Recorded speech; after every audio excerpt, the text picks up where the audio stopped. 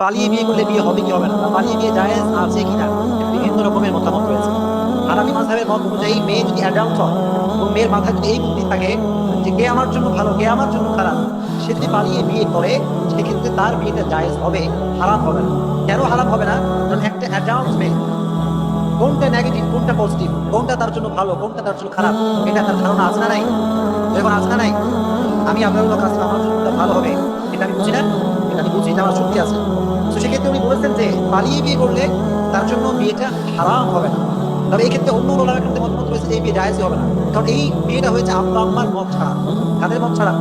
আব্বা আম্মার মত ছাড়া। এখানে ইখতিলাফের মূল ভিত্তিটা হচ্ছে আব্বা আম্মার মত নেওয়া এবং না নেওয়া।